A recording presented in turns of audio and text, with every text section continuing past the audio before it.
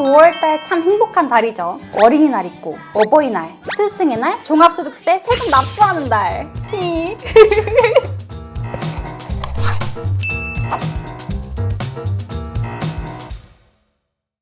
안녕하세요 여러분, 세무법인 엑스퍼트 류아라 세무사입니다.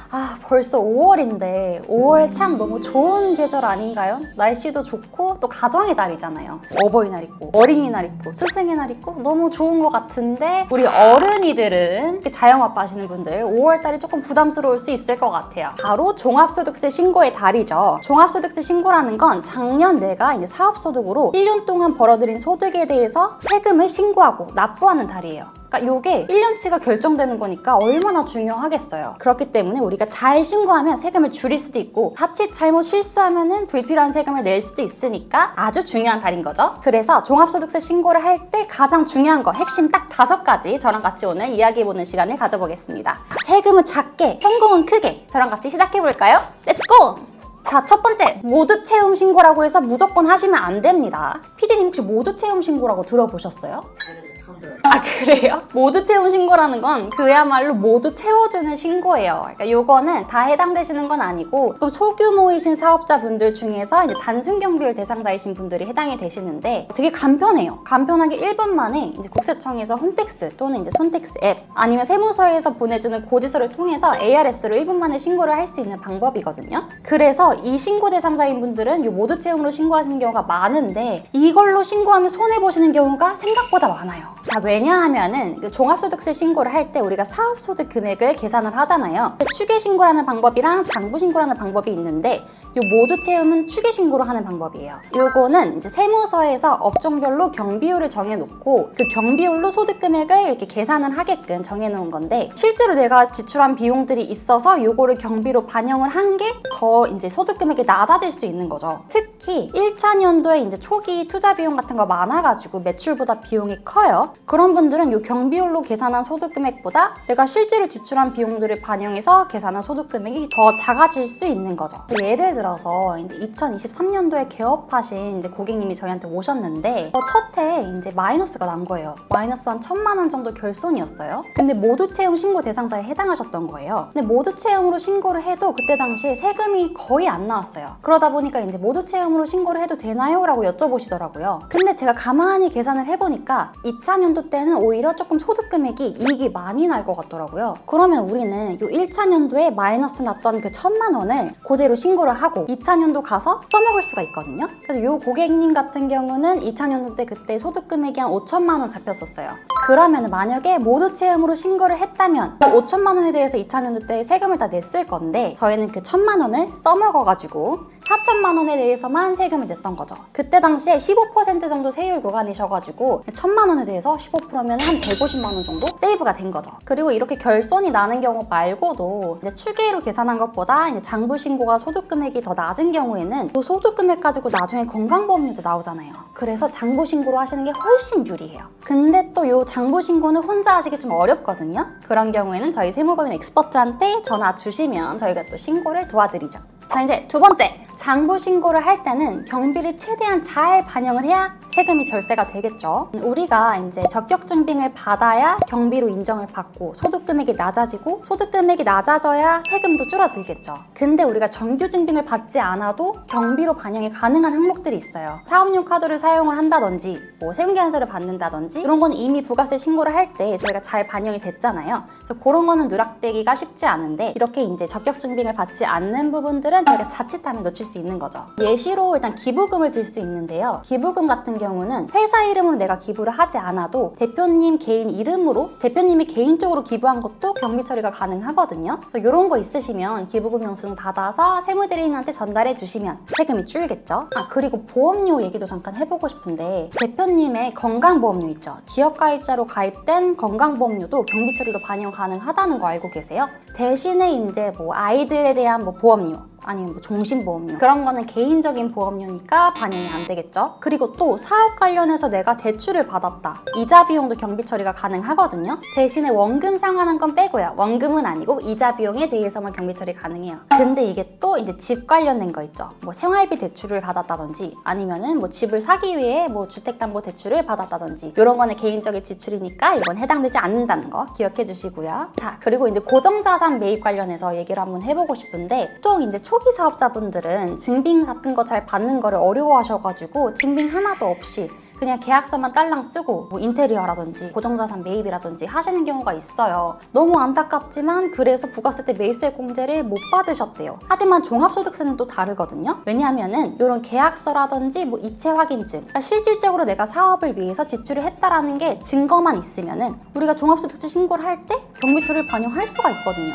그래서 이런 게 있으시면 꼭 까먹지 마시고 세무대리인한테 이것도 잘 증빙을 전달을 해주세요. 그리고 또 사업 초반에는 셀프 신고로 하시다가 이제 매출이 조금 커져서 이제는 조금 세무사의 도움이 필요하겠다 해서 맡기실 때 저희가 예를 들어서 23년도에 인테리어를 했는데 그때 당시에는 간편한 신고 방법이어서 셀프 신고를 했어요. 근데 그 다음 연도인 24년에는 매출이 많이 커져서 그럼 나 혼자 하긴 힘들겠다 싶어서 세무대리인한테 맡긴 거죠. 그때 당시에도 23년도에 지출한 이런 고정자산 같은 거는 증빙을 잘 전달을 해주시면은 24년도 세금을 줄이는 데도 도움이 되거든요. 왜냐면 고정자산은 샀을 때 전부 다 그 산 비용이 경비 처리가 되는 게 아니고 감가상각이라는 제도를 통해서 분할해갖고 몇 년에 걸쳐서 비용 처리를 하거든요. 그러니까 종이 세금 계산서나 계약서나 이런 사업 관련된 종이 증빙들 절대 버리지 마시고 5년 동안 꼭 보관해 주셔야 돼요.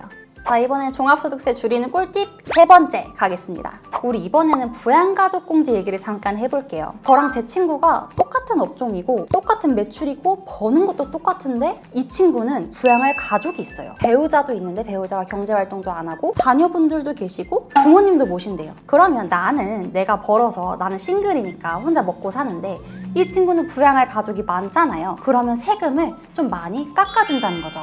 한 명당 150만 원 소득공제를 해주거든요. 그러다 보니까 똑같이 벌어도 이 친구는 세금 하나도 안 나오는데 나는 막 몇백만 원 나오는 경우도 있어요, 실제로. 조금 억울하신가요? 억울하신 분들은 제가 조금 이따가 소득공제 얘기할 때 팁 하나 알려드릴게요. 요 인적공제 받을 때도 꿀팁이 하나가 있는데 예를 들어서 나랑 내 배우자랑 둘 다 일을 해서 소득이 있어요. 근데 내 자녀들에 대해서 누구 쪽으로 인적공제를 받는 게 유리할까라고 했을 때 요 인적공제는 소득공제잖아요. 소득공제라는 건 세율을 곱하기 전 단계에서 빼주는 거거든요. 소득공제는 그래서 요 세율이 높은 사람한테 받는 게 더 유리해요.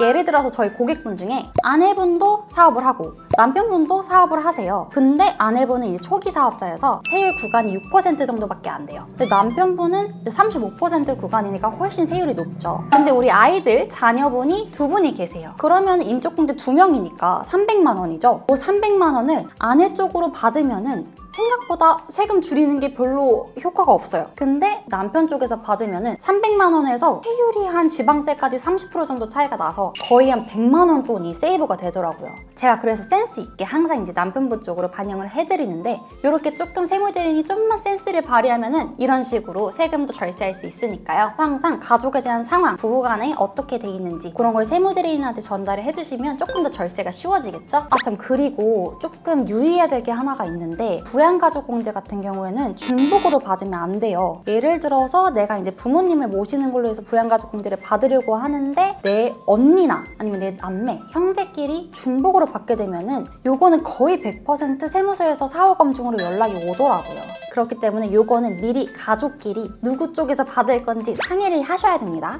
네 번째 가겠습니다. 공제랑 감면을 최대한 잘 활용하자. 우리는 업종에 따라서 그리고 사업장의 상황에 따라서 공제 감면을 받을 수 있는 혜택이 되게 많이 있어요. 가장 대표적인 걸로는 이제 중소기업 특별세 감면이라는 게 있는데 요거는 이제 업종이 해당이 되면은 뭐 지역에 따라서 5에서 30% 정도 감면을 받을 수 있는데 중소기업이기만 하면은 그렇게 까다로운 요건 없이도 적용을 받을 수 있으니까 업종 체크 꼭 한번 해봐 주시고요. 두 번째로는 창업 감면이라는 게 있죠. 요 창업 세액 감면은 정말 혜택이 엄청나게 크잖아요. 최대 100%까지 가능하니까요. 요거는 근데 제가 다른 다른 영상에서 엄청 자세하게 다뤄놨으니까 꼭 한번 영상 시청해 주시고요. 고용증대 세액공제라는 게 또 있어요. 요것도 혜택이 굉장히 크거든요. 청년 한 명을 고용하면은 1년에 최대 1,450만 원까지 공제를 해줘요. 근데 이것도 당연히 요건이 있죠. 이 고용을 하고 나서 그 고용 인원이 유지를 해야 돼요. 3년 동안. 사업장 상황에 맞게 내가 고용을 계속해서 유지를 할 수 있는지 계획을 하시고 판단을 하신 다음에 적용을 받으셔야겠죠. 그리고 제가 아까 싱글이신 분들 팁 하나 드린다고 했죠. 그게 어떤 거냐면은 이제 연금 상품을 불입을 하는 건데 노란우산공제랑 퇴직연금 IRP 아마 들어보셨을 거예요. 이게 어떤 거냐면은 내 노후를 위해서 이렇게 적립을 해요. 저축을 하면은 이게 지금 내가 세금 계산할 때도 세금 혜택이 있고 나중 가서 그거를 연금으로 노후를 준비를 할 수 있는 거죠.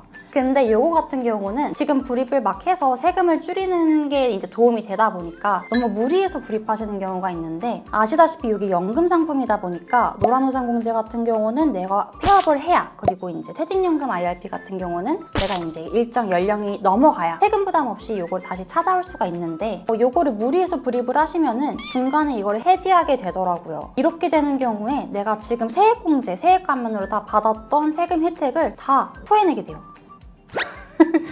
세금으로 다 뜯기게 돼요. 다시 할까요?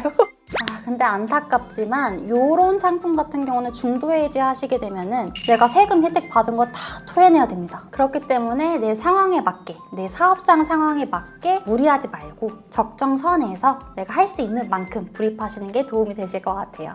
마지막 5번째 설명을 드릴 건데 요거 제가 마지막으로 밀어놨지만 진짜 가장 기본적이고 가장 중요한 거예요. 바로 신고기간 안에 잘 신고를 하는 건데요. 이게 뭐 말로만 들으면 되게 쉽게 생각이 들 수 있는데 생각보다 요거 놓치시는 경우가 너무 많아서 안타까워요. 종합소득세 신고는 이제 5월 31일까지잖아요. 근데 요 기한을 넘겨서 기한 후 신고를 하게 되면은 무신고 가산세만 20%에다가 또 납부를 또 안 하잖아요. 그럼 매일매일 이자처럼 세금이 가산세가 불어나요. 이게 얼마나 불필요한 세금이에요. 너무 아깝잖아요. 그리고 또 하나, 뭐든지 남들 할 때 해야 돼요. 남들 안 할 때, 남들 다 끝났는데 뒤늦게 하게 되면은 번거롭고 복잡하고 까다로워요. 그러니까 이 영상을 시청하고 계신 분들은 반드시 한 5월 초쯤에 세무대리인한테 연락을 해서 도움을 좀 구하셨으면 좋겠어요. 이제 5월 31일까지라고 하니까 뭐 5월 중순 지나서 5월 말에 거의 막 신고기간 임박해서 찾아주시는 경우가 있는데 아시다시피 요 세금 신고도 저희가 도와드리려면 사람이 하는 일이잖아요. 일찍 연락을 주시고 자료를 준비해 주셔야 나중에 막 막바지해 주시는 것보다 훨씬 더 꼼꼼하게 잘 챙겨드릴 수 있거든요. 그래야 세금도 줄이죠.